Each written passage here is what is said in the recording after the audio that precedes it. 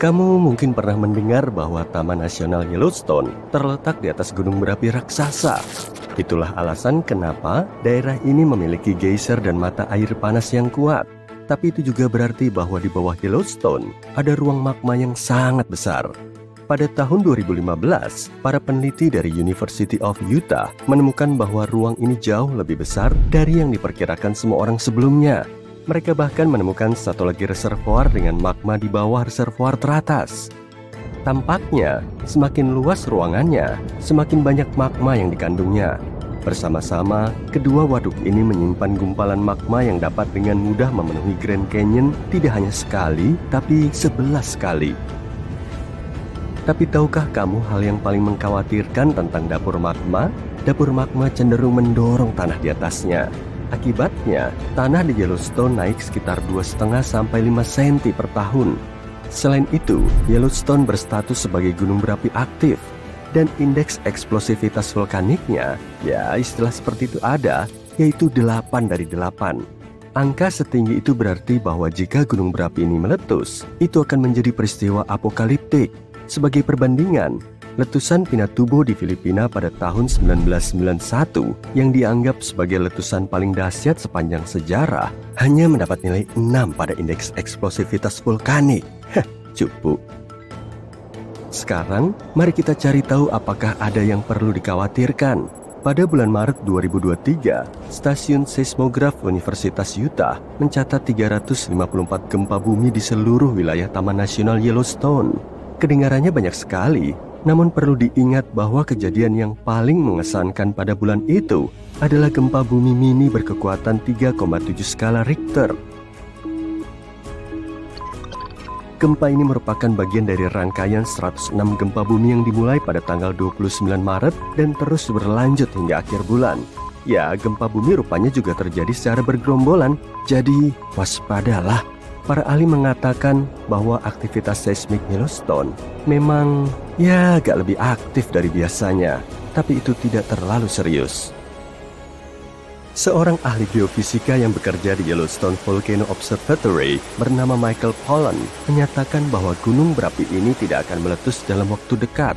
Agar hal ini bisa terjadi, harus ada cukup banyak magma yang siap untuk meletus di bawah permukaan. Juga harus ada tekanan yang cukup untuk menyebabkan magma ini naik. Namun, tidak satu pun dari kedua kondisi ini ada saat ini. Menurut ahli, Yellowstone saat ini stabil. Pada saat yang sama, Pollan dan timnya melacak semua jenis aktivitas bawah tanah, mencari tanda-tanda peringatan akan kemungkinan terjadinya letusan. Beberapa di antaranya adalah frekuensi gempa bumi dan deformasi tanah. Ribuan gempa bumi kecil ditambah dengan perubahan ekstrim pada permukaan tanah di area tersebut dapat mengkhawatirkan. Tim juga memantau suhu fitotermal Taman Nasional. Itu adalah tanda lain yang patut diperhatikan dari potensial bencana, perubahan aktivitas geyser di seluruh Taman Nasional, serta emisi gas dan panas. Jadi, meskipun media mengklaim bahwa Yellowstone akan segera meletus karena letusan terakhir terjadi 70.000 tahun yang lalu, bukan seperti itu cara kerja gunung berapi. Para ahli mengatakan bahwa ini adalah salah satu kesalahpahaman yang paling populer tentang gunung berapi. Gunung berapi tidak mengikuti jadwal. Namun, jika letusan super benar-benar terjadi, hal yang paling mengkhawatirkan bagi kita bukanlah aliran lahar dan bukan pula gempa bumi yang kemungkinan besar akan menyertai bencana alam tersebut. Tidak, konsekuensi terburuk dari letusan super seperti itu adalah hujan abu. Mari kita lihat bagaimana rasanya ketika gunung berapi Yellowstone meletus beberapa tahun yang lalu. Setidaknya telah terjadi 3 letusan super dalam sejarah gunung berapi ini. Yang paling dahsyat adalah 2.500 kali lebih dahsyat daripada letusan gunung St. Helens yang menakutkan di negara bagian Washington pada tahun 1980. Adapun letusan super yang paling baru dijuluki letusan Lava Creek. Letusan ini membentuk kaldera Yellowstone setelah memuntahkan sejumlah besar debu, abu vulkanik, dan batu ke udara. Baru-baru ini, para ilmuwan juga telah mengetahui tentang 2 letusan super lain yang sebelumnya tidak diketahui, yang terjadi sekitar 9 dan 8,7 juta tahun yang lalu. Letusan yang lebih baru dari keduanya sekarang dianggap sebagai peristiwa terbesar yang tercatat di seluruh provinsi vulkanik Snake River Yellowstone. Bagaimanapun, mari kita lihat apa yang terjadi jutaan tahun yang lalu. Karena aku belum ada saat itu, jadi kita semua mengasumsikan hal ini berdasarkan bukti. Tanda-tanda pertama dari bencana itu muncul jauh sebelum bencana itu terjadi. Selama ribuan tahun, panas telah meningkat dari dalam perut bumi. Panas tersebut telah melelehkan batuan di bawah kerak planet dan meninggalkan ruang-ruang besar. Ruang-ruang itu diisi dengan campuran bertekanan antara batuan semi padat, magma, uap air, dan gas-gas yang berbeda, termasuk karbon dioksida. Semua cairan bawah tanah yang panas ini terus meluas karena semakin banyak magma yang masuk seiring berjalannya waktu. Tanah di atas sistem gunung berapi naik ke atas hampir tanpa terasa.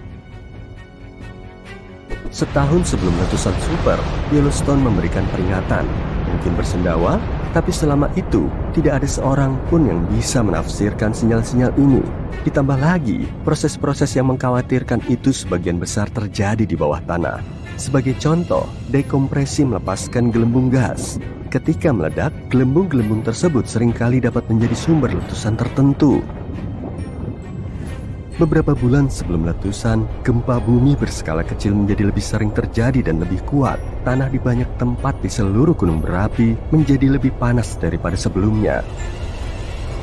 Danau permukaan dan air tanah juga menjadi lebih hangat. Jika ada orang yang berada di sekitar pada saat itu, mereka akan melihat adanya kabut uap yang tidak biasa di daerah itu. Tidak lama sebelum letusan dimulai, tekanan yang terus meningkat mendorong tanah di atas dapur magma ke atas. Hal ini membuat tanah berbentuk kubah. Retakan-retakan sempit mulai terbuka di sepanjang tepi kubah ini. Bayangkan membuka botol soda setelah kamu mengocoknya. Hal seperti itu terjadi di dekat gunung berapi. Seperti Mentos dan Diet Coke, tekanan dilepaskan melalui retakan-retakan itu ketika gas-gas menyembur keluar dari bawah permukaan. Tepat sebelum bencana, tanah di sekitar gunung berapi Yellowstone terangkat. Kolam panas bumi dan geyser memanas hingga mencapai suhu mendidih dan menjadi lebih asam dari biasanya. Magma mulai naik ke permukaan. Pada satu titik, atap batu dari dapur magma tidak dapat menahannya lagi dan letusan pun dimulai. Getaran kecil namun konstan mulai menggerakkan tanah beberapa hari sebelum bencana. Namun, guncangan yang sesungguhnya baru terjadi beberapa menit sebelum letusan. Dengan suara gemuruh yang memekakan telinga, bongkahan besar lava dan abu meluncur ke udara. Dalam beberapa menit, aliran piroklastik mengalir melintasi area tersebut dengan kecepatan seperti angin topan. Aliran tersebut merupakan campuran cairan dari potongan lava setengah padat, abu vulkanik, dan gas panas yang mengembang. Tampak seperti longsoran salju yang sangat panas dan beracun. Dengan suhu sekitar 700 derajat Celcius, aliran ini membakar apapun yang dilaluinya. Gunung berapi ini terus menyembur abu selama berhari-hari. Bagi semua makhluk hidup, hujan abu adalah salah satu konsekuensi paling berbahaya dari letusan. Abu vulkanik berubah menjadi semen seperti kaca dalam hitungan detik setelah terhirup. Sebagian besar hewan tidak memiliki kesempatan untuk bertahan hidup. Bahkan pohon-pohon yang lebat pun mulai runtuh karena beratnya material padat ini. Hanya butuh beberapa hari hingga lapisan abu tebal menutupi wilayah yang sangat luas. Setelah abu masuk ke stratosfer, suhu di seluruh dunia mulai turun. Letusan ini kaya akan sulfur yang merupakan penghalang sinar matahari yang efektif. Itulah sebabnya suhu menjadi sangat dingin, sehingga tidak ada musim panas di seluruh dunia selama beberapa tahun ke depan. Hewan-hewan tidak dapat menemukan makanan dan air bersih. Bencana alam yang disebut letusan Super Grace Landing ini sangat besar. Begitulah cara para peneliti menggambarkannya dalam studi terbaru mereka. Bencana ini mempengaruhi wilayah yang sangat luas. Aliran lava melapisi wilayah. Tsunami besar, tornado yang merusak, meteorit raksasa, gempa bumi yang menghancurkan. Harus punya asuransi nih. Tapi semuanya itu hanyalah bencana alam kecil dibandingkan letusan gunung berapi. Beberapa gunung berapi bisa menghancurkan seluruh kota, seperti yang terjadi pada Pompei atau pulau-pulau di Samudera Pasifik. Tapi ada jenis letusan berbahaya yang mampu menghancurkan seluruh kehidupan di planet ini. Letusan ini disebut basal banjir. Tapi pertama-tama, mari kita cari tahu apa itu gunung berapi. Sungai-sungai logam cair panas dan batuan pijar mengalir jauh di dalam planet kita. Semakin dalam, semakin panas pula suhunya. Sumber massa panas ini adalah mantel bumi, yang merupakan lapisan tengah bumi yang terletak di antara bagian inti dan kerak bumi. Aliran panas ini disebut magma dan mengalir ke segala penjuru. Tapi kita tidak merasakan panasnya karena lapisan kerak planet yang tebal. Magma lebih ringan daripada kerak bumi, sehingga selalu berusaha keluar ke permukaan. Dan di beberapa tempat, upaya itu berhasil. Di titik pertemuan lempeng tektonik, magma memercik keluar ketika satu lempeng bergerak di bawah lempeng yang lebih tebal. Ketika mencapai permukaan, magma akan menjadi lava. Zat ini membakar tanah di sekitarnya dan mendingin dengan cepat. Lava mengeras dan membentuk lapisan batuan baru. Percikan magma berikutnya jatuh di atas lapisan ini. Dengan demikian, terbentuklah gunung selapis demi selapis selama jutaan tahun. Dan di mulutnya, patahan lempeng tektonik memercikkan magma. Gunung ini disebut gunung berapi. Gunung berapi memuntahkan lava dan abu ke langit, lalu tidur dan terbangun lagi saat terjadi aktivitas seismik. Sekarang bayangkan beberapa gunung berapi raksasa mulai memuntahkan magma dalam jumlah tak terbatas. Semburan itu tidak berhenti dan menutupi seluruh benua. Ini adalah basal banjir. Dan suatu hari, hal itu benar-benar terjadi. Sekitar 252 juta tahun lalu, di bagian utara planet kita, magma dalam jumlah besar menumpuk di bawah kerak bumi. Triliunan ton batuan panas terkonsentrasi di satu tempat di wilayah sangat luas. Dan perlahan, energi panas ini mulai merembes keluar dari dalam tanah. Gas panas mulai keluar di berbagai tempat di wilayah ini. Tanah berguncang tanpa henti, dan kerak bumi terangkat puluhan meter. Semua itu menandakan bencana besar akan segera terjadi. Dan kemudian, pada suatu titik, magma mulai keluar. Pancuran cairan panas menyembur dari dalam tanah. Kamu tahu geysir yang ada di Islandia? Bayangkan hal yang sama, tapi puluhan kali lebih tinggi dan menyemburkan lava panas serta abu, alih-alih air dan uap. Semburan abu dan lava begitu kuat hingga mencapai awan. Di bawah kerak bumi, ada gelembung magma raksasa. Dan magma itu menyemburkan cairan membara karena tekanan batuan dan tanah. Retakannya semakin besar. Magma mengalir ke segala penjuru. Magma itu mulai memenuhi seluruh benua bagian utara. Banjir lava menyebar semakin luas. Aliran batuan cair seakan tak ada habisnya. Lapisan-lapisan batuan basal cair saling tumpang tindih satu sama lain, membentuk tsunami lava raksasa setinggi 50 meter. Lava terus mengalir keluar dari dalam tanah selama ratusan ribu tahun, membanjiri hutan, sungai, danau, dan padang rumput.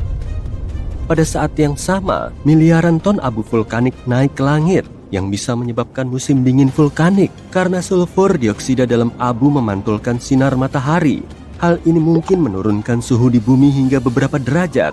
Kemudian, debu dan abu mungkin memadat dan membentuk awan raksasa yang menyirami permukaan tanah dengan hujan asam beracun. Setelah itu, lava yang mendingin membentuk perisai tebal raksasa yang mencegah magma merembes keluar dari kolam panas yang tak berujung.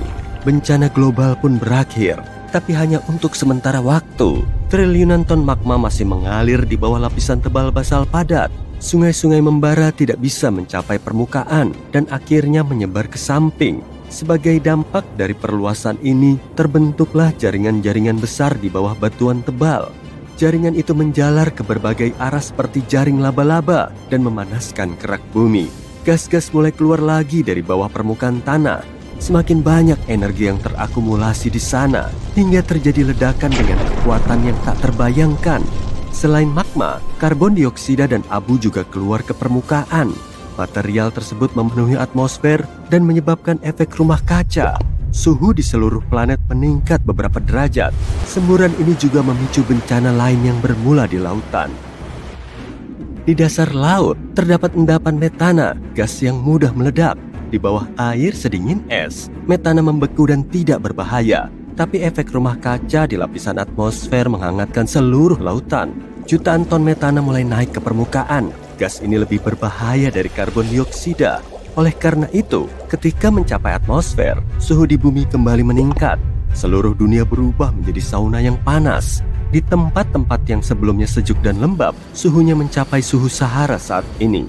Tentu saja, sebagian besar hewan dan serangga tidak mampu bertahan dari bencana tersebut. Namun, kehidupan di lautan mengalami kerusakan jauh lebih parah. Panas dan metana mengurangi jumlah oksigen di lautan. Ikan dan biota laut lainnya tidak sanggup bertahan dalam kondisi seperti itu. Masalah baru muncul ketika bakteri anaerob mulai berkembang biak di air yang tidak mengandung oksigen. Mereka mengisap metana dan karbon dioksida serta melepaskan hidrogen sulfida, zat beracun yang semakin meracuni air. Sekitar 75% hewan darat dan 95% penghuni lautan pun punah. Meletusnya basal banjir ini merupakan satu-satunya bencana dalam sejarah planet ini yang memusnahkan hampir seluruh flora dan mengurangi populasi serangga secara signifikan. Beberapa spesies hewan yang paling tangguh berhasil bertahan hidup dalam kondisi ini.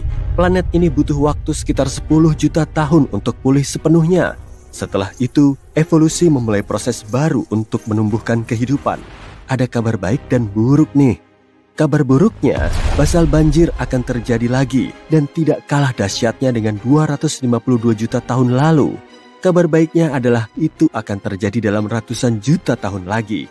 Tapi saat itu terjadi, umat manusia harus sudah siap. Bencana ini akan dimulai dari dasar laut. Pertama, semburan lava setinggi berkilo-kilometer akan mulai mendidihkan air dan melepaskan sulfur dioksida ke atmosfer serta memantulkan sinar matahari. Bersama dengan abu dan magma, sebagian besar uap air akan naik ke udara. Hewan ternak tidak akan selamat, dan manusia akan mengalami masalah pernapasan. Hujan asam dan meningkatnya kelembapan akibat menguapnya air laut akan menyebabkan korosi pada bangunan. Seluruh penerbangan akan dibatalkan. Orang-orang harus memakai masker gas. Banyak hewan tidak akan sanggup menghadapi letusan ini, tapi manusia akan beradaptasi dengan cepat. Tapi kemudian, letusan-letusan lain akan menyusul, dan bencana yang tak berujung ini akan segera menguras sumber daya manusia. Tanaman dan pepohonan tidak akan pulih dengan cepat, dan produksi oksigen akan berkurang secara signifikan. Semoga saja saat itu umat manusia sudah berhasil mendiami planet-planet lain, termasuk yang berada di luar tata surya. Nah, mari kita kembali ke masa sekarang. Sekitar 70% aktivitas seismik yang berkaitan dengan gunung berapi terjadi di bawah air. Jadi mari kita lihat seperti apa aktivitas gunung berapi di dasar laut. Air, seperti halnya daratan, berada di atas lempeng tektonik. Oleh karena itu, jika strukturnya patah pada titik pertemuan lempeng, magma akan merembes melaluinya. Tapi tidak seperti gunung berapi di darat, lava di sini tidak menyebar ke berbagai arah, membakar semua yang ditemuinya. Lava ini membeku di bawah tekanan air yang dingin. Gunung berapi bawah laut bisa meletus dalam waktu lama disertai jeda di sela-sela letusannya. Magma menutupi dasar laut. Setelah ratusan atau ribuan tahun, letusan baru dimulai dan lapisan batuan baru terbentuk di atas lapisan sebelumnya. Selama jutaan tahun, lapisan demi lapisan magma menumpuk tinggi. Dan kemudian, suatu hari, sebuah gunung berapi muncul dari dalam air. Magma memercik keluar dan menambah tingginya, dan terbentuklah sebuah pulau vulkanik yang luas. Kemudian, gunung berapi... Awas kakimu, pelan-pelan aja jalannya. Berliter-liter magma panas terus terakumulasi dan mengalir naik sampai ribuan kilometer menuju permukaan bumi. Retakan besar di dekat lempeng tektonik mengguncang tanah dan gemuruhnya menggelegar di angkasa. Api, gas, dan lava tersembur keluar dari perut bumi. Bencana dahsyat telah melanda, tapi kok kita nggak tahu menau? Bayangin kamu lagi berleha-leha di atas kapal pesiar mewah menuju barat daya Samudra Pasifik. Sambil megang gelas minuman segar, kamu bersantui ria di bawah terik matahari. Salah satu letusan gunung berapi terdahsyat sepanjang sejarah sedang terjadi di bawah kakimu, tapi kamu nggak ngerasain apa-apa. Gelas minumanmu juga nggak jatuh. Dari dalam laut mulai terdengar suara misterius, disusul dengan buih dan serpihan batu apung yang terombang-ambing oleh air. Dan rupanya kamu nggak terusik sama sekali. kenapa bisa gitu sih? Peristiwa serupa juga pernah terjadi pada tahun 2012. Tapi kenapa kita nggak bisa ngerasain letusan dahsyat itu ya? Kenapa para ilmuwan baru mendeteksinya setelah bertahun-tahun? Nah, jawabannya sederhana aja sih, karena di situ ada air. Letusan gunung berapi biasa aja sudah termasuk bencana besar loh. Logam cair dan batu pijarnya mengandung sebagian besar unsur yang tertera di tabel periodik. Semua campurannya disebut magma dan material ini terus bergolak di perut bumi. Nah, karena masanya lebih ringan dari kerak di sekitarnya, magma selalu bergerak naik. Tapi permukaan bumi kita cukup kuat sehingga materi panasnya nggak mencapai permukaan tanah. Meski begitu, perlindungan ini sesekali nggak berfungsi. Bagian luar bumi diselimuti lapisan yang saling terhubung yang biasa kita sebut sebagai lempeng tektonik. Semua lempeng ini saling bertabrakan dan memisahkan diri, bentuknya mirip-mirip kayak puzzle mosaik raksasa yang saling terhubung. Dan saat potongan puzzle ini terpisah dari potongan lain, magma di dalamnya akan keluar. Area patahannya kemudian jadi nggak stabil dan memunculkan gunung berapi. Saat terjadi letusan, suhu gunung ini terus memanas hingga mengalirkan lava melalui retakan dan menghanguskan semua vegetasi di sekitarnya. Peristiwa ini juga dibarengi dengan gempa dan kepulan asap tebal. Kalau semburan magmanya terlalu tinggi, permukaan tanah akan langsung diguyur hujan api. Dan parahnya lagi, akan muncul abu, tentu bukan abu yang biasa kita lihat saat bikin sate, tapi abu vulkanik.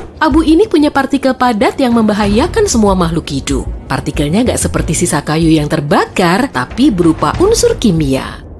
Abu vulkanik berbentuk runcing, padat, dan kasar. Material ini bisa menghalangi sinar matahari, merusak tumbuhan, dan masuk ke paru-paru. Kalau kamu lagi berada di dekat gunung meletus, sebaiknya pakai baju tahan api, tangki oksigen, masker gas, dan berlindung di bawah tanah. Kali aja kamu bisa selamat kan? Tapi nggak ada yang bisa jamin sih. Nah, kalau letusannya terjadi di bawah laut, kamu aman. Itu pun kalau kamu bukan seorang ahli biologi kelautan yang lagi neliti terumbu karang atau kapal selammu kebetulan nggak di dekat situ. Tapi kalau kamu di dekat situ, petaka besar telah mengintaimu. Letusan gunung berapi bawah laut bisa mengguncang area yang sangat luas, memanaskan airnya, dan menghancurkan dasar lautnya. Tapi kondisi di permukaan air kelihatan biasa aja karena tekanan kuatnya bisa meredam efek destruktif dari letusan. Batuan cair dari kerak bumi kemudian terdesak ke dasar laut. Kapal selam yang melintas pasti akan terhempas kemudian menabrak lava padat. Dan sampai sekarang untungnya belum ada kejadian sengeri ini. Tapi hal ini sangat mungkin terjadi karena letusan gunung berapi bawah laut cukup sering terjadi. Lebih dari 70% aktivitas vulkanik terjadi di bawah air dan kebanyakan dari kita nggak tahu sama sekali. Kebanyakan gunung berapi ini langsung menjadi dorman setelah meletus kemudian nggak pernah aktif lagi. Tapi pada tahun 2012 lalu para ilmuwan mengamati kejanggalan. Bongkahan batu apung seukuran mobil mulai mengambang di tenggara Samudra Pasifik hingga menutupi area sekitar 400 km persegi. Jumlahnya sampai ribuan dan bentuknya mirip gugusan pulau kecil yang terombang-ambing. Batu vulkanik juga tersebar di perairannya hingga 2 kali luas Selandia Baru. Para ilmuwan kemudian membuat model bencana dengan bantuan perangkat sonar laut dalam. Mereka mengamati dasar laut di kedalaman 1.200 meter dalam waktu lama hingga nemu 14 kawah yang telah dialiri magma selama letusan. Dasar lautnya juga dipenuhi jalur lava beku dan lapisan abu tebal. Rupanya, lebih dari sepertiga material vulkanik ini naik ke permukaan air, kemudian tersebar ke segala penjuru, dan sisanya tetap mengendap di bawah laut. Bencana ini telah memusnahkan semua kehidupan laut di dalamnya, sehingga menjadi salah satu letusan paling dahsyat yang pernah teramati. Tapi pada tahun 2019 lalu, para peneliti nemu fenomena yang lebih wow. Ternyata ada gunung berapi bawah laut yang menjulang sampai 3 kali tinggi menara Eiffel. Menurut perkiraan mereka, erupsinya telah memuntahkan batuan cair 30-1000 kali lebih banyak dari letusan tadi. Dan menurut catatan, monster ini punya dapur magma terdalam di seluruh dunia. Aktivitas seismiknya sangat dahsyat hingga mampu memusnahkan semua objek di sekitarnya. Untung kejadiannya cuma sebentar. Setelah terjadi letusan, kehidupan akan muncul lagi. Layaknya burung phoenix yang hidup kembali dari abu. Ini beneran loh. Lava dan abu vulkanik mengandung banyak mineral yang bermanfaat. Semua material ini bisa menyuburkan tanah dan membantu pertumbuhan mikroorganisme darat dan laut. Makanya di dekat gunung berapi biasanya ada beragam vegetasi, bunga-bungaan, dan pepohonan. Gunung berapi bawah laut juga bisa memunculkan pulau baru, tapi prosesnya sangat panjang hingga akhirnya terbentuk daratan luas. Nah, untuk memahami prosesnya, kita perlu menjelajahi waktu ke masa jutaan tahun silam. Yuk, mari! Di sini ada gunung berapi bawah laut. Kemudian ada dinosaurus laut, hiu raksasa, dan ikan purba yang berenang-renang di sekitarnya. Waduh, dasar lautnya mulai bergetar tuh. Gunung berapi ini kemudian mengeluarkan banyak abu dan magma. Tapi semua material ini terdorong kembali ke dasar laut oleh tekanan air. Erupsi ini bisa berlangsung sangat lama dan magma yang terlontar mampu mengangkat dasar lautnya. Setelah ratusan hingga ribuan tahun, letusan lain mulai terasa. Aliran magma lain juga menghasilkan lapisan baru di atas lapisan sebelumnya. Selama jutaan tahun, gunung berapi ini terus ngebentuk lapisan baru. Berapa lapis? Ratusan! Mungkin lebih sih, dan ukurannya terus meninggi karena erupsinya terjadi secara terus-menerus. Lama-kelamaan sejumlah gunung berapi lain menjadi dorman, tapi gunung yang satu ini terus aktif. Batu vulkanik akan sampai ke permukaan air hingga membentuk sebuah pulau. Dan setelah bertahun-tahun, gunung berapi ini bisa nggak aktif. Lalu, kehidupan baru bisa muncul di atasnya. Rumput, bunga, pepohonan, dan binatang mulai tumbuh. Dasar laut yang dulunya porak-poranda telah dipenuhi kehidupan. Pulau vulkanik punya ekosistem yang khas karena terpisah dari semua benua. Dengan mengamatinya, para saintis bisa mengetahui proses evolusi di bumi. Spesies burung, hewan darat, dan serangga baru bisa hidup di pulau ini.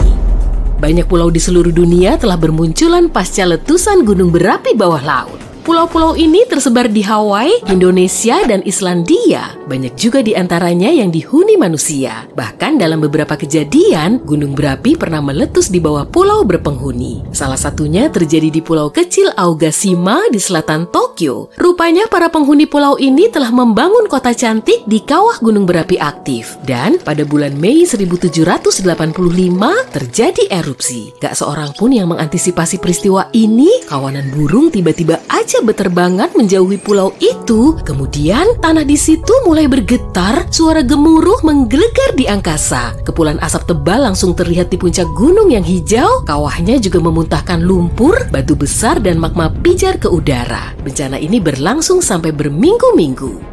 Tapi untungnya, para penduduk berhasil mengungsi dan gunung berapi itu kembali tenang, sementara proses rekonstruksi panjang pun dimulai. Para penduduk mulai membangun kembali rumah, jalan, dan infrastruktur mereka, dan setelah 200 tahun, gunung berapi di situ masih dorman. Meski letusan lain bisa aja terjadi, pulau itu tetap ditinggali, dan malah populasinya terus bertumbuh. Banyak orang wilayah lain juga pindah ke situ, alasan utamanya karena tempat itu sangat cantik seperti surga dunia. Semua penduduknya masih betah tinggal di situ. Mereka bisa menikmati keindahan mata air panas dan hutan lebat dengan semua flora dan fauna cantiknya. Tanahnya juga subur sehingga mereka bisa menanam buah dan sayuran lezat. Perairannya. Ketika kita berpikir tentang gunung berapi aktif, satu wilayah muncul dalam benak kita. Cincin api di Samudra Pasifik. 3/4 gunung berapi di bumi berada di dalam sabuk ini. Bandingkan area ini dengan Australia yang tidak memiliki aktivitas gunung berapi. Benua Eropa juga tenang, atau setidaknya kita suka berpikir demikian. Dapatkah kamu menebak apa gunung berapi paling aktif di Eropa? Kalau kamu memikirkan Gunung Etna di Pulau Sisilia, Italia, kamu benar. Gunung berapi ini telah meletus sekitar 200 kali dan tidak pernah tidur dalam beberapa dekade terakhir. Letusan terakhir kali terjadi pada bulan Agustus 2023. Gunung-gunung tertinggi di Mediterania ini berusia 500 miliar tahun. Namun di Islandia, ada gunung berapi yang jauh lebih muda. Gunung ini mulai beraksi pada tanggal 10 Juli 2023. Sore harinya, 3 celah muncul di tanah di semenanjung di barat daya pulau. Ini berada di dasar sebuah puncak gunung kecil, namanya berarti domba jantan kecil dalam bahasa lokal. Gunung berapi ini memuntahkan lava cair ke udara dan ada gumpalan gas di daerah tersebut. Tapi komunitas ilmiah tidak terkejut dengan peristiwa itu. Mereka sudah tahu banyak tentang hal di daerah vulkanik yang membentang antara kota-kota Reykjavik dan Keflavik. Namanya sulit diucapkan ya, kayak nggak ada huruf vokalnya gitu. Gunung itu sudah meletus selama 2 musim panas sebelumnya. Aktivitas ini terjadi setelah 8 abad tidak aktif. Pada hari-hari menjelang letusan terakhir, para ahli seismologi, ilmuwan yang mempelajari gempa bumi, mencatat lebih dari 12.000 getaran. Ketika tanah terbuka pada bulan Juli, celah-celah itu panjangnya lebih dari 2,4 km. Keesokan paginya, 2 di antaranya menutup. Semua lava sekarang keluar dari celah terakhir. Celah itu tumbuh menjadi kerucut yang memanjang, bentuk paling sederhana dari gunung berapi yang kita kenal. Lava segera memenuhi kawah yang besar, tingginya hampir 30 meter dalam 1 minggu pertama, dan masih terus bertambah. Pada malam ketika letusan dimulai, lava menyebar ke segala arah. Jelaganya membakar lumut kering di sekitarnya dan otoritas setempat menutup daerah sekitar. Ada gas beracun dari gunung berapi dan asap dari lumut yang terbakar. Petugas pemadam kebakaran berbondong-bondong datang ke daerah tersebut. Setelah seminggu, mereka menyatakan bahwa area tersebut aman. Pengunjung pun datang untuk menyaksikan kelahiran gunung berapi termuda di Eropa. Bentuk pariwisata ini cukup berkembang di Islandia. Orang-orang datang dari seluruh dunia untuk menyaksikan gunung berapi aktif. Negara api dan es ini memiliki lebih dari 130 gunung berapi. Sekitar 30 di antaranya aktif loh. Aku tahu apa yang kamu pikirkan. Apakah wisata gunung berapi aman? Di Islandia aman, pihak berwenang negara ini meneliti dan terus memantau semua titik api. Pulau ini dipenuhi dengan beberapa lusin stasiun seismik dan ini membantu para peneliti memprediksi letusan di masa depan secara akurat. Layanan darurat sudah terbiasa dengan peristiwa semacam ini, mereka dapat dengan cepat menutup zona bahaya. Inilah yang terjadi pada tahun 2010. Sebuah gunung berapi di selatan Islandia yang namanya sulit diucapkan oleh semua orang meletus. Gunung ini memuntahkan gumpalan uap dan abu setinggi 11 km, bukan waktu yang menyenangkan untuk menjadi pelancong udara. Angin membawa gumpalan uap besar itu ke arah tenggara menuju Eropa Utara. Banyak negara menutup wilayah udara mereka selama beberapa hari untuk alasan keamanan. Gunung berapi itu meletus pada bulan Maret, tapi bumi sudah berguncang sejak Januari di tahun yang sama. Jadi ahli seismologi tahu bahwa letusan akan segera terjadi. Karena termasuk gunung berapi termuda di benua ini, infrastruktur wisata sudah ada di sana. Pengunjung dapat meninggalkan mobil mereka di tempat parkir yang telah ditentukan, kemudian mereka melanjutkan perjalanan selama 5 jam. Perjalanan mengarah ke dek pengamatan, wisatawan berada sangat dekat dengan pusat gempa sehingga mereka dapat merasakan kabut panas dari kawah. Pemandangan ini paling mengesankan pada malam hari, keselamatan tidak pernah menjadi masalah. Para ilmuwan secara teratur memetakan peta bahaya yang menguraikan batas-batas ladang lava. Dengan cara ini pengunjung yang mematuhi aturan tidak akan pernah berada dalam bahaya. Lebih dari seminggu setelah letusan dimulai, sebagian kawah runtuh, lahar mengalir menuruni bukit ke arah barat gunung berapi. Sungai yang megah dan panas membara ini adalah lava yang bergerak lambat. Para ilmuwan mengkategorikannya sebagai tipe AA, istilah dari Hawaii. Istilah ini menggambarkan lava basaltik yang memiliki permukaan kasar dan rapuh. Alirannya terdiri dari pecahan blok lava yang disebut klinker. Klinker berjatuhan saat lava mengalir dan memperlihatkan area yang panas. Bagian lava yang lebih dingin berwarna abu-abu dan hitam. Ketika bergerak maju, lava ini menghasilkan suara yang khas seperti pecahan kaca.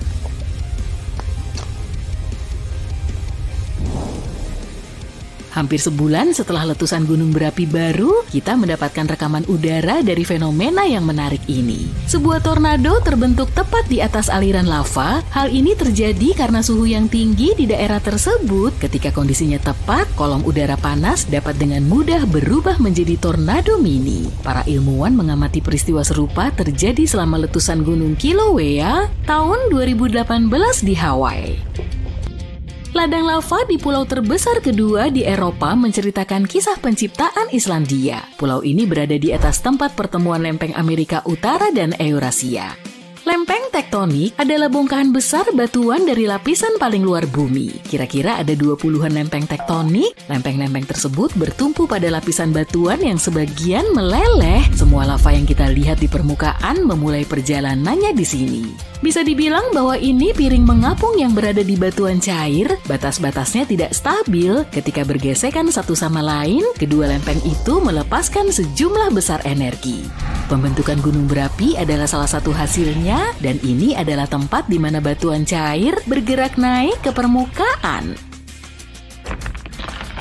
Islandia mulai terbentuk sekitar 60 juta tahun yang lalu. Lempeng tektonik di bawah lautan memisahkan diri. Lava yang menumpuk di permukaan cukup banyak untuk menciptakan tanah yang kokoh. Batuan kuno ini berada di bawah ombak saat ini. Ketika lava baru mencapai permukaan dan mendingin, lava tersebut mendorong batuan tua menjauh dari pusat pulau. Itu sebabnya bagian tertua Islandia tidak berumur 60 juta tahun, melainkan hanya 16 juta tahun.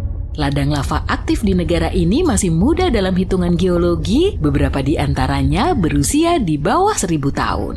Para ilmuwan menganggap pulau ini sebagai titik panas gunung berapi, hampir sepertiga dari lava basaltik yang mencapai permukaan bumi dalam sejarah yang tercatat berasal dari letusan Islandia. Retakan-retakan seperti yang terjadi sebelum letusan tahun 2023 meliputi 30% dari negara Nordik ini. Karena alasan ini, hanya 1/4 dari pulau itu yang bisa dihuni. Viking Norse adalah orang pertama yang menetap di Islandia pada awal abad ke-10. Alam memberikan sambutan yang meriah kepada mereka. Hanya beberapa tahun setelah kedatangan mereka, orang-orang ini menyaksikan salah satu letusan gunung berapi terbesar dalam sejarah. Bangsa Viking datang dari wilayah tanpa gunung berapi, jadi mereka tidak tahu apa yang terjadi. Saat ini orang Islandia sudah terbiasa dengan peristiwa seperti itu. Ini bagus karena tanah mereka memasuki era baru aktivitas vulkanik. Para ahli vulkanologi menduga bahwa kejadian baru-baru ini merupakan pengantar untuk letusan yang lebih sering terjadi selama beberapa dekade. Semenanjung yang menjadi rumah bagi gunung berapi termuda di bumi hanya berjarak 11 km dari barat daya ibu kota Islandia. Gunung ini sudah tidak aktif sejak lama. Letusan yang terjadi saat ini menjadi mengingat bahwa proses alam yang menciptakan Islandia masih berlangsung. Baru-baru ini para ilmuwan menemukan bahwa ada hubungan historis antara letusan gunung berapi di utara Eropa dan gletser. Planet kita telah bahaya, tinggalkan semua barang kalian dan segera cari tempat aman. Benua Selatan baru saja meletus. Ini bukan latihan bencana. Kamu melihat orang-orang berlarian, berteriak sangat histeris. Mobil-mobil saling menabrak. Seluruh warga pun panik. Kamu sedang berada di pantai selatan Australia, tapi langitnya hitam dan membentang lebih jauh dari yang bisa dilihat matamu. Temanmu di India Selatan menelpon dan mengabarkan hal serupa. Ada abu di langit yang menghujani rumahmu. Kamu mendengar gemuruh di kejauhan, dan yang pasti, suara ini bukan berasal dari perutmu. Semua orang mulai berlari ke pedalaman. Awan hitam menelan semua yang terlihat. Mobil, pohon, bahkan gedung. Kamu tak bisa melihat apa-apa di depan. Semua orang bingung dan takut. Tsunami menerobos pantai dan membanjiri semua yang dilewatinya. Ini adalah letusan Antartika besar. Antartika adalah benua gurun besar berlapiskan es. Bahkan, secara teknis, ini adalah gurun terbesar di dunia. Area ini juga diselimuti banyak gunung berapi yang semuanya sedang tidur. Para ilmuwan menemukan ada 138 gunung berapi di Antartika. 91 di antaranya tersembunyi di bawah permukaan es. Sementara 47 lainnya di atas. Bahkan mungkin masih ada lagi. Tapi sebagian besar gunung berapi ini dalam kondisi dorman atau tidak aktif. Sebuah gunung berapi dianggap dorman jika selama 50.000 tahun terakhir, gunung ini tidak menunjukkan aktivitas apapun. Letusan gunung berapi terakhir terjadi di Gunung Erebus di bagian barat benua. Ini adalah gunung berapi paling aktif di sisi selatan dunia dan tingginya kira-kira 3.800 meter di atas permukaan laut. Itu setinggi tumpukan 5 gedung Burj Khalifa. Ada banyak gunung berapi yang tersebar di seluruh benua. Di wilayah paling ramai, gunung berapinya tersebar di area yang setara dengan luas Kanada dan Meksiko. Dan itu bahkan belum semua. Para ilmuwan memperingatkan jika salah satu gunung berapi yang bagian dalamnya berisi es ini meletus, daratan Antartika Barat akan meleleh dan meningkatkan jumlah tumpahan es ke laut. Permukaan laut pun akan naik dan membanjiri banyak daratan yang sudah beresiko terendam. Selain itu, masih ada pergeseran lempeng tektonik di bawah permukaan yang memungkinkan sejumlah magma menembus permukaan. Memperkirakan dampak letusan gunung berapi besar ini sangatlah mengerikan. Tapi, apa yang akan terjadi jika semua gunung berapi di benua Antartika meletus bersamaan? Jika kamu adalah salah satu ilmuwan yang naik kapal untuk melakukan eksperimen, kamu akan mulai merasa cemas. Kamu akan melihat arus air meningkat lebih dari biasanya. Kamu melihat rekan-rekan ilmuwanmu dan raut wajah mereka juga sama. Begitu kalian mendarat di pantai dan mengeluarkan semua perkakas dan perlengkapan, semuanya tampak tidak normal. Tapi tugasmu harus diselesaikan. Kamu menuju ke pangkalan dan menetap di sana, melakukan tugas seperti biasa. Di kejauhan kamu melihat penguin kaisar berkumpul. Mereka berburu, bermain, dan melakukan kesibukan penguin. Tetapi saat melihat sekeliling, kamu menyadari semua penguin tiba-tiba menuju laut.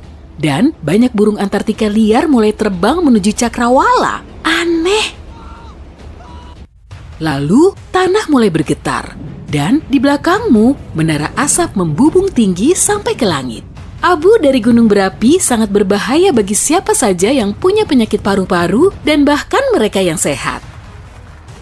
Gas yang menyertai biasanya cepat tertiup, tapi juga berbahaya bagi manusia dan menyebabkan iritasi mata serta tenggorokan. Tapi jika ada di dekatnya, kamu butuh masker gas. Atau kalau mau lebih baik, mengungsi. Gas dan abu adalah bagian paling berbahaya dari letusan gunung berapi. Meski lava yang menyembur dan ledakannya tampak seram, asap di langit bisa menyebar jauh dan bahkan menghentikan pesawat yang sedang mengudara. Kamu memandang rekan-rekanmu dan mereka memberi tanda untuk segera pergi. Tirulah para penguin dan berenanglah. Tapi airnya sangat deras dan gemuruhnya makin keras. Tiba-tiba, kamu melihat lebih banyak asap melayang ke langit, tapi kali ini dari lokasi berbeda. Kembali ke perahu. Sayangnya, semua peralatan penelitianmu harus ditinggal agar bisa bertahan hidup. Membawa barang-barang itu akan memperlambatmu. Tapi untungnya kamu selamat. Untuk sekarang. Di belakang, kamu melihat gumpalan asap gelap menutupi setiap sudut benua. Gunung berapi memiliki jenis letusan berbeda dan bukan sekedar menyemburkan lava ke langit. Letusan bisa berkisar dari agresif hingga tenang. Beberapa menyemburkan lava dan beberapa tidak. Semua bergantung pada kondisi alamnya, jumlah gas yang terkandung, atau keberadaan air dalam tanah. Kandungan kimia magmanya pun berpengaruh. Jadi, kemungkinan besar kamu akan melihat berbagai jenis ledakan di sekitarmu. Kamu berada di luar daratan Antartika, tapi dikelilingi laguna dan lapisan es raksasa. Kamu berusaha berlari menghindar, tapi abu berjatuhan di mana-mana. Langit pun menggelap, seraya asap menghalangi matahari. Abu vulkanis punya berbagai macam ukuran dan kerusakan yang disebabkannya berbeda-beda. Mulai dari iritasi paru-paru dan mata, hingga menutupi tanaman dan lahan. Dan itulah masalahnya. Yang paling sering terjadi, abu vulkanisnya sangat tebal. Abu ini bahkan mampu meruntuhkan atap bangunan jika menumpuk terlalu banyak. Belum lagi menutupi jalan dan membahayakan kehidupan flora dan fauna air, dan kilatan di langit itu bukanlah halusinasi.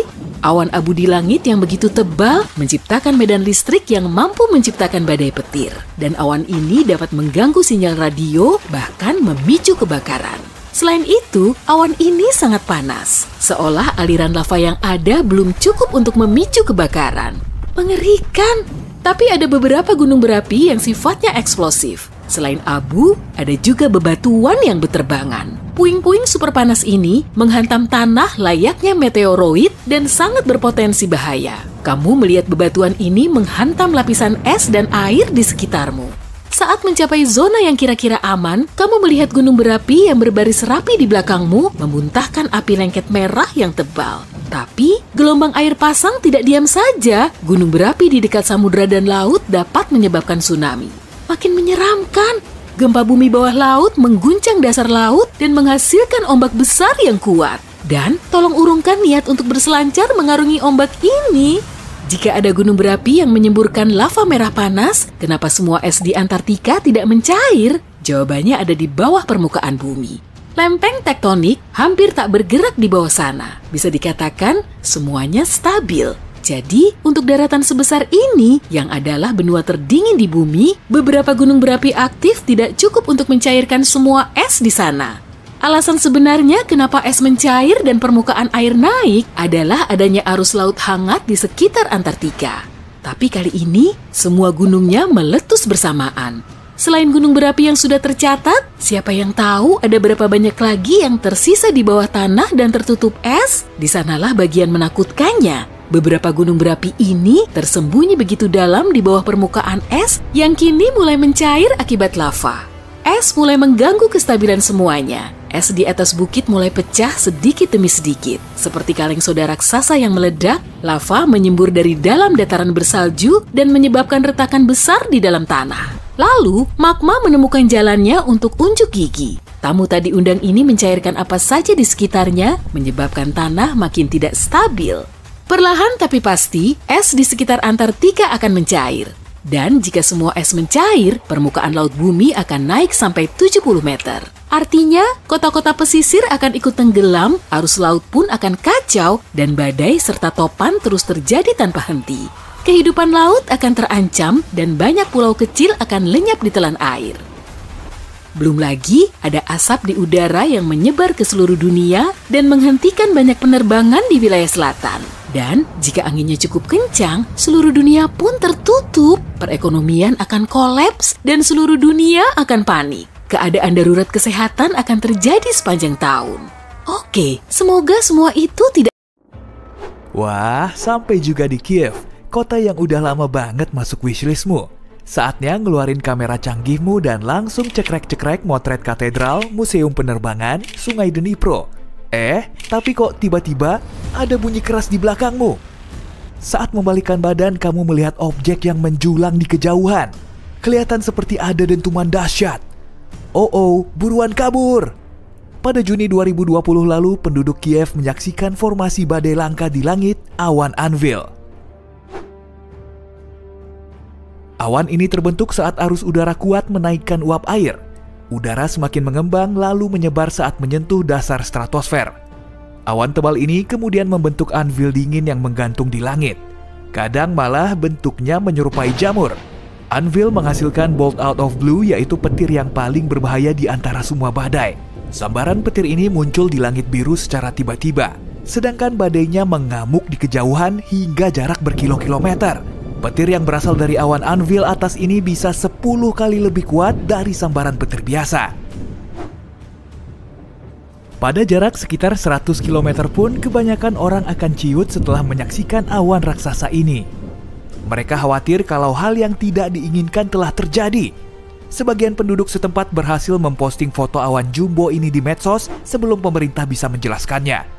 Pihak berwenang berhasil menenangkan mereka dengan meyakinkan kalau awan itu cuma fenomena alam biasa yang terlihat cantik. Sebelum menghilang, biasanya awan ini akan tetap berada di satu tempat dan pastinya nggak mempan tertiup oleh angin kencang. Asik, akhirnya bisa ikut tur berkeliling pesisir utara Queensland, Australia. Jauh dari reptil yang bikin bulu kuduk meremang. Jadi pengen rebahan santuy di pantai deh. Oke sip, surga dunia. Wow, apaan tuh? Ada bayangan besar di atas kepalamu dan rupanya juga disusul dengan rentetan bayangan lain. Perubahan cuaca yang mendadak ini masih membingungkanmu. Nah, awan super langka Morning Glory emang kelihatan mirip pipa besar yang berjajar di cakrawala. Panjangnya bisa mencapai 1000 km dan bahkan bisa muncul dalam gumpalan besar sekaligus. Fenomena ini disebabkan oleh naiknya udara yang mendorong awan hingga membentuk gulungan. Sedangkan udara dingin dan lembab di belakangnya menekan awan ini ke bawah. Dari bulan Juli sampai September 2001, penduduk India Selatan menyaksikan salah satu fenomena cuaca paling nyeleneh sepanjang sejarah. Hujan berwarna merah mengguyur kota mereka. Padahal banyak juga yang menganggapnya sebagai badai hujan biasa, tapi mereka justru semakin melongo. Tetesan hujan itu berwarna cerah dan bisa meninggalkan noda di baju. Hujan warna lain juga ada loh, misalnya hijau, kuning, coklat, dan hitam.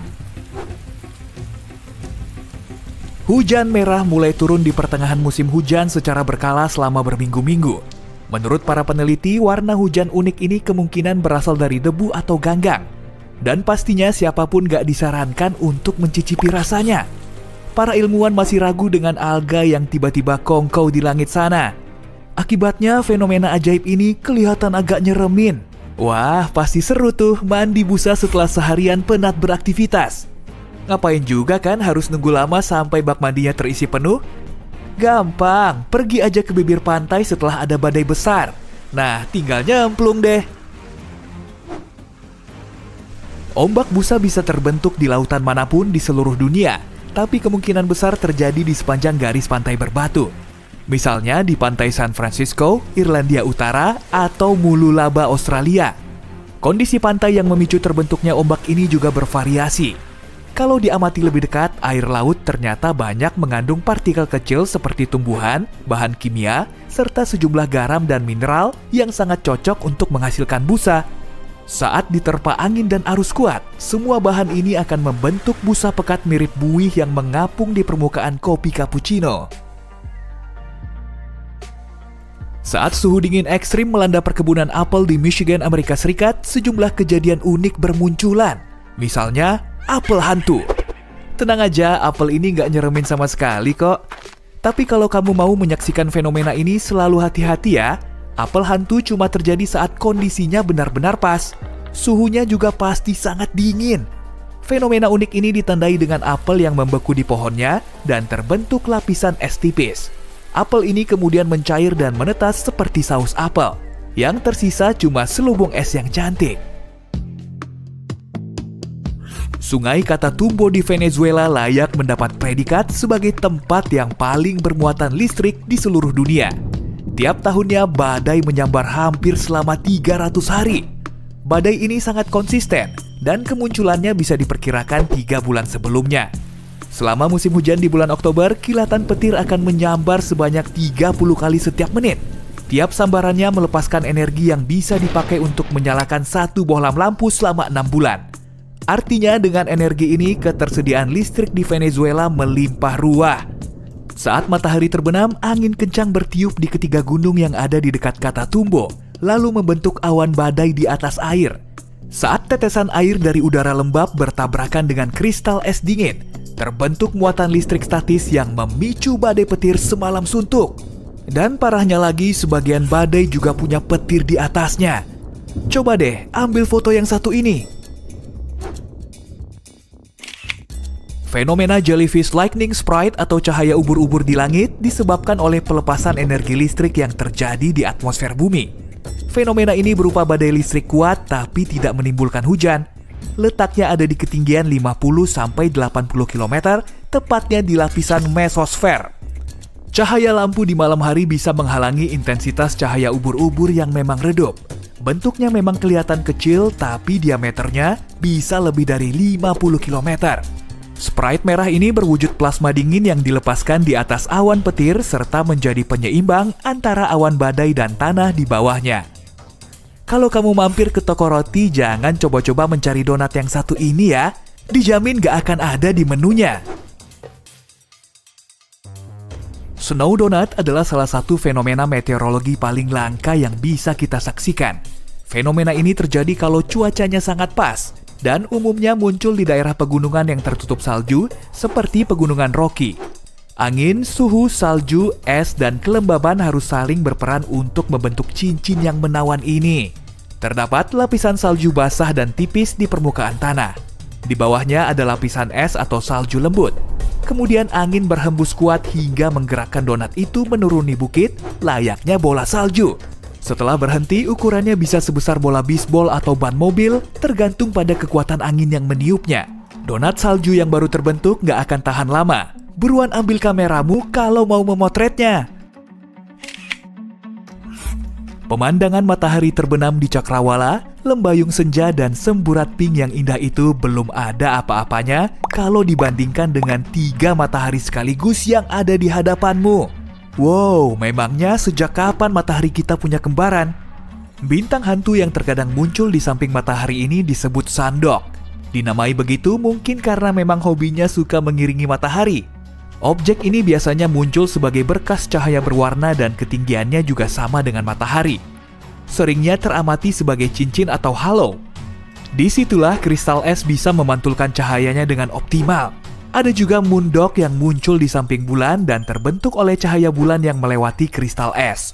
Sayangnya moondog nggak seterang rekan mataharinya di siang hari.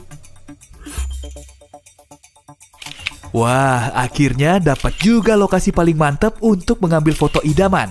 di alam liar. Air sejernih kristal, pohon pinus, gunung, dan piring terbang. Piring terbang?